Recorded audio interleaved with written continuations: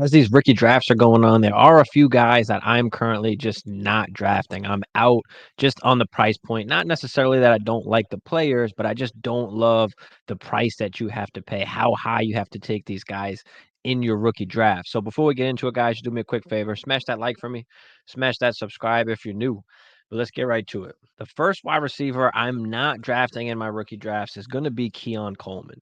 He's been going basically the back end of the first. I've seen him go pretty much as high as like the 111 up to like the 203-ish pretty much. He's kind of in that tier there, back end first, early second in our Superflex rookie draft. So Coleman obviously goes to the Buffalo Bills. Is he the number one wide receiver right off the bat? Is he taking Diggs' place right there on that X receiver?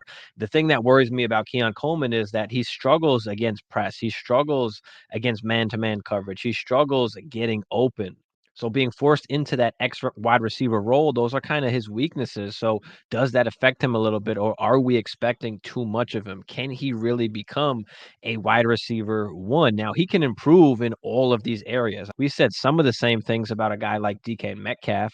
So can he improve his game and really become that wide receiver one in Buffalo? I think that's possible, but how realistic is that? What are the chances? Because to be honest, after the big three wide receivers of Marvin, Neighbors, and Odunze, I'm not sure any of these guys are ever going to reach like wide receiver one status for us in Dynasty, like a top 12 Dynasty wide receiver. And they finish consistently as a fantasy wide receiver one.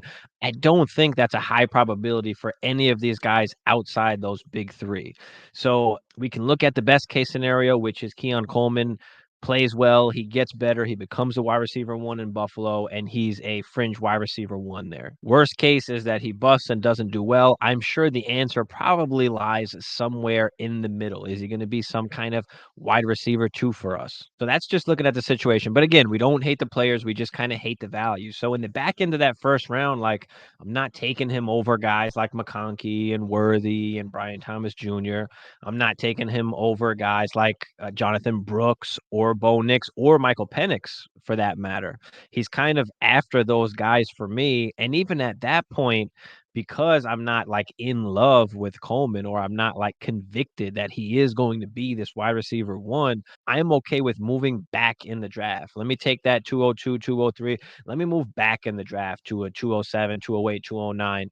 Let me pick up an extra third round pick in return or a 2025 pick in return, gain that extra asset and just move back. Because I feel like all of those guys are just kind of in a tier where like a lot of things have to go right for a lot of these guys to hit. Some of them are going to hit, some of them are not. We don't know which ones it's going to be. Like it's hard to determine that just because he goes to that spot. I don't think we should automatically like push him up boards. Again, great situation. There's just other guys in that area that I want over Coleman. What do you guys feel about Coleman and his price? Drop it down there in the comments. The next wide receiver I'm staying away from in rookie drafts is going to be Adonai Mitchell. AD Mitchell going to the Colts. He's been going like in a wide variety of places from as early as the early second round all the way to like the mid third. And I'm okay with taking him kind of in that third area, but I'm not okay with taking him up where he's been going lately, which is like the early to mid second. There's just a lot of other guys I'd rather take chances on. AD Mitchell, I mean, he's going to the Colts. You've got Josh Downs. You've got Michael Pittman, who just signed a contract. You've got a Russian quarterback in Anthony Richardson. You've got a hell of a running back in Jonathan Taylor. How much really is there to go around? Like, Michael Pittman commands targets. Like Josh Downs is pretty good too. I know he didn't have like a great season, but he's a pretty good wide receiver. And you had Alec Pierce there who didn't do anything really. And was that as much to blame on the talent necessarily or just the overall offense and some of the other guys that they have at wide receiver? So I think a lot of things have to go right for AD Mitchell to become some kind of fantasy wide receiver too for us. I think that could be rough for him to do, and I'm not willing to bet on it. Like I don't want to bet an early second round pick on a guy like AD Mitchell. Again, can I just move back? Can I move back in the tier? Can I get two shots instead of one to take a chance here?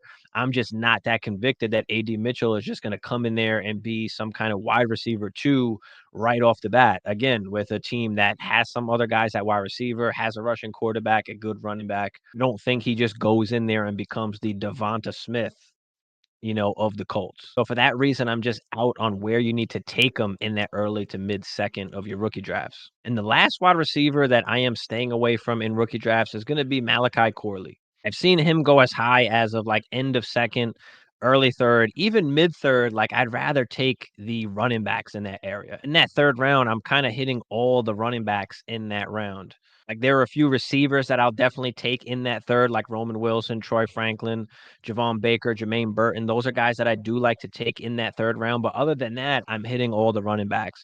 Malachi Corley goes to the New York Jets. I mean, for me, he was never really like a wide receiver, wide receiver. He's a guy that a lot of plays at the line of scrimmage or behind the line of scrimmage, a lot of yak. They call him the next Debo Samuel. Now he goes to a Jets team where you have Garrett Wilson, you do have Aaron Rodgers, so that is intriguing. Maybe he plays well with a guy like Aaron Rodgers. At least we think they're going to have a good offense. He's going to have opportunities to score. I just think he needs to really improve his actual route running and getting downfield a lot more for him to become really successful in the NFL. And how long is Aaron Rodgers going to be around? Like what happens after that?